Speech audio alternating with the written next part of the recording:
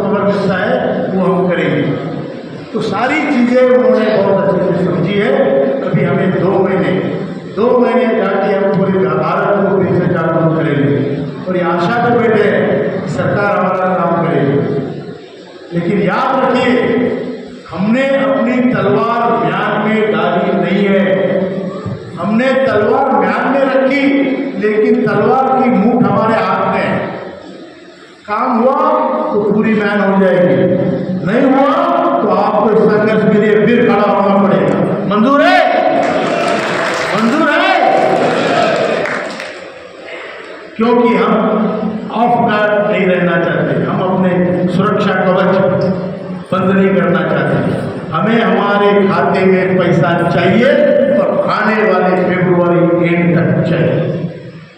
बराबर है कि पेंशन के बारे में बात करने के लिए हम यहाँ पर बैठे हैं। मैं जानता हूँ आप लोगों ने बहुत जिंदगी भर कष्ट किए हैं, बहुत मेहनत की है, एक एक पैसा जमा करके अपने घर जोड़ा है, कुटुंब जोड़ा है और अपने अपने फैक्ट्रियों में बड़े बड़े काम आप लोगों ने किए। आप लोगों ने हर महीने पेंशन के लिए पैसे भरे। पहले हम 417 रुपये भरते थे महीने के, फिर 541 रुपये भरते थे 541, और अभी 1250 1250 रुपीज़ आप भर रहे हैं। ये पैसा आपने जो जमा किया है उसका अगर आप वैल्यूएशन गवर्नमेंट के पास जमा किए पैसे का वैल्यूएशन अगर आप देखेंगे तो हर एक के गवर्नमेंट के पास तकरीबन 20 लाख रुपया जमा होना चाहिए। कितना? 20 लाख, 20 लाख। और इतना पैसा जमा करने के बाद जो आपको रिटर्न में मिलता है तो जमा किया हुआ पैसा आपको नहीं मिलता। आप बात सुनेंगे, आपका जमा है वो आपको कभी भी वापस नहीं मिलेगा। ये सरकार ने 2008 में नियम बनाया है। मतलब अगर आप बैंक में पैसे डालते तो वो पैसा आपको वापस मिलता, लेकिन सरकार के पास जमा है वो पैसा कभी वापस नहीं मिलेगा। इस सरकार का निर्णय सितंबर 2008 में लिया गया निर्णय सीबीटी के मीटिंग में। उसके बाद जो आपने 20 लाख रुपए अगर आपके बैंक में होते तो आपको 15,000 तक हर महीने ब्याज मिलता। बराबर है? बराबर है। 20 लाख जमा होते तो 15,000 रुपये मिलता। बराबर है भाई? यहाँ पूरे इंडिया में, पूरे भारत में लोगों के पेंशन का एवरेज है 1171 रुपया, 1171 rupees average pension all over India. ये बहुत बड़ा अन्याय है, ये बहुत बड़ी जाति है और इसके खिलाफ हम सब लोग मिलकर लड़ रहे हैं। बराबर है? अभी जो 1171 रुपया option A minimum pension, option B higher pension.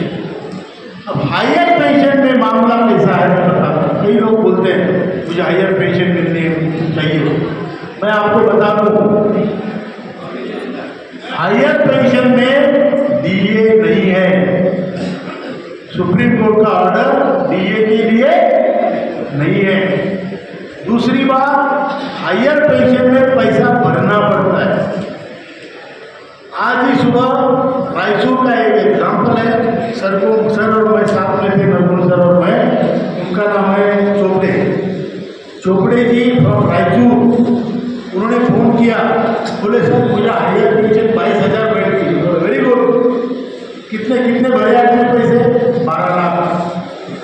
मैंने बोला अगर आप थोड़ा वेट कर लेते, मिनिमम पेंशन अगर 10,000 बैठती, 7.5 करती और आप ये 12 लाख बैंक में डालते तो आपको प्रॉपर्टी बैंक वगैरह को जो सोसाइटी है 12,000 महीने की देती, आपके 22,000 पैसे ही होते और और आपके 12 लाख सुरक्षित रहते हो, आप कभी भी निकाल सकते हो। यहाँ 12 लाख दिए वो गए, वो डूब गए, क्योंकि रिटर्न ऑफ कैपिटल का प्रोविजन है नहीं। तो इसमें अगर खुदा न खास्ता आपने पैसे भरने के बाद आपको ऊपर से कॉल आया तो गए पैसे, बराबर है कि नहीं? बराबर है। और फिर बेटे वाली चाहिए वाला पूछा मरते मरते चुना लगा के गया बोलेंगे, बराबर है कि नहीं? बराबर है। तो इसलिए हायर पेंशन के मामले में सोच के काम करना, इंडिविजुअली हर एक अपना डिसीजन ले सकता है, लेकिन मिनिमम पेंशन और हायर पेंशन का ऑप्शन अगर एक साथ देते हैं तो 99% of higher pension cases withdraw हो जाएगी। ये हमारा मानना है।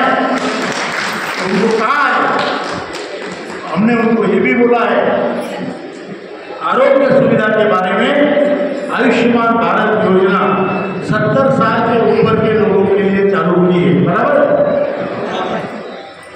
70 साल के ऊपर। हमने बोला कामगारों को 58 साल में रिटायर होने के बाद ये योजना चाहिए, क्योंकि कामगारों का जीवन बहुत कठिन होता है, बहुत श्रम होते हैं अलग अलग फैक्ट्रियों में, तो उनको 58 से आप कैसे कर सकते हैं? मंत्री जी बोले बिल्कुल सिंपल चीज़ है, 70 के बाद आप वैसे आयुष्मान भारत में आ जाओगे। 58 से 70 तक 12 साल का 200 रुपये नहीं है सर, बराबर है कि झूठ है? 25 साल जिसके साथ फैक्ट्री में काम किया वो आदमी जब बाजार में मिलता है तो मैं 4 बार सोचता हूँ इसको खाना खिलाऊं कि नहीं खिलाऊं, क्योंकि मेरे पास पैसा नहीं है। ये हमने उनको बताया और हमने ये भी बताया कि जब पहली पीढ़ी और तीसरी पीढ़ी का संबंध बना रहता है तो तभी संस्कृति बनती है, तभी संस्कृति का वहन होता है। और इसलिए आप जो फाइनेंशियल एम्पावर करोगे वो बूढ़े लोगों को करो।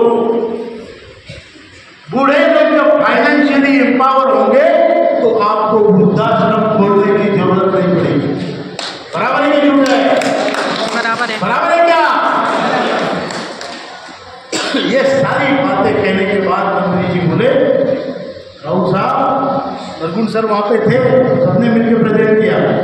वो बोले कमांडर साहब, अगर मुझे तुम्हारी बात अच्छी नहीं लगती तो मैं 5 मिनट में चला जाता। मैं यहाँ पे 1 घंटा बैठ के आपकी बात सुन रहा हूँ और आपकी बात बिल्कुल बराबर है।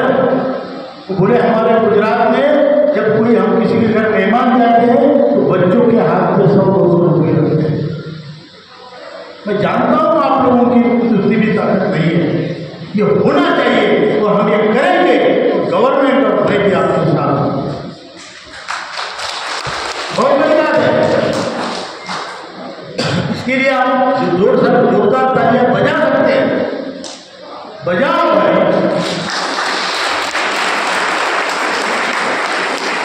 जब मंत्री, मैं बता रहा हूँ आपको, प्राइम मिनिस्टर, फाइनेंस मिनिस्टर और लेबर मिनिस्टर सभी को कन्विंस किया गया है। अभी फाइनेंस मिनिस्टर ने इतना बोला कि अगर मैं अपनी तरफ से दे पाऊँ तो मैं आपको आपकी अपेक्षा पूरा नहीं करता, कुछ दे देता, लेकिन वो अच्छा नहीं होता। इसलिए मैं फाइनेंस मिनिस्ट्री में बात कर रहा हूँ और हम सब लोग मिलकर इसका बजट प्रोविजन करेंगे और आपका काम करेंगे। फिर हमने बोला हायर पेंशन का क्या, तो उन्होंने कहा मार्च तक हायर पेंशन की हर केस हम सेटल करेंगे। मार्च महीने हमने उनको एक सुझाव दिया जो आपके सामने रखना मैं जरूरी समझता हूँ। तो सुझाव ये था 36 लाख 60,000, 36 लाख माधवराव गारू किधर है? माधवराव गारू, आप बोल रहे थे इन महिलाओं को 1,000 से कम पेंशन। मैं आपको बताना चाहता हूँ 36 lakh 60,000 pensioner pensioners are getting less than 1,000 rupees pension। 1,000 से कम पेंशन पाने वाले की संख्या 36,60,000 है। इसको 1,000 से कम पेंशन है। आपको भी 1,000 से कम पेंशन है ना? हिंदी समझ में नहीं आती, बाद में समझ लेना किसी से बात करके।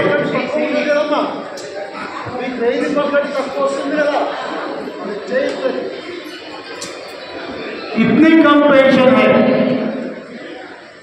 इसके लिए हमने पूरे भारत में संघर्ष छेड़ा है। और इस संघर्ष में मैं अकेला नहीं हूँ, ये सब लोग संघर्ष के साथी हैं। ये सब लोग मिलकर हम लोग लड़ रहे हैं और आप लोगों की भी उसमें साथ है। इसलिए आज इतनी बड़ी संख्या में आज यहाँ पर जमा हुए हैं, क्योंकि आप जानना चाहते हैं मेरे हक का पैसा किधर है। मैंने कमाया हुआ पैसा, मैंने जमा किया हुआ पैसा सरकार मेरे को क्यों नहीं देती, मेरे बुढ़ापे में क्यों नहीं देती। गवर्नमेंट ऑफ इंडिया को देना है हर महीने, हर साल। तो उसमें जीपीएफओ कितना दे सकता है और फाइनेंस मिनिस्ट्री कितना दे सकती है, तो हम अपनी तरफ से क्या कर सकते हैं। तीनों चीजें हमने बोली है और उनको बोला है ये काम करना क्यों इम्पोर्टेंट है।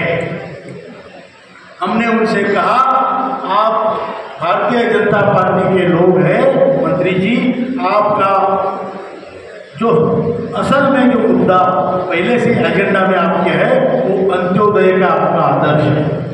अंत्योदय मतलब लाइन में लगे आखिरी आदमी का उत्थान। तो हमने उनको बताया वो आखिरी आदमी हम है, वो आखिरी आदमी हम है। हमारे पास आरोग्य नहीं है, पैसा नहीं है, उम्र नहीं है, मान सम्मान नहीं है। वो जो लाइन वाला अंत्योदय का आखिरी आदमी है ये हम लोग हैं। उन्हें वो बात समझ में आई, उन्होंने बड़ी करुणा से, कंपैशन से ये बात उन्होंने समझी है। हमने उनको बोला ये भारत देश हमारा, इसकी संस्कृति है मातृदेवो भव, पितृदेवो भव, गुरुदेवो भव।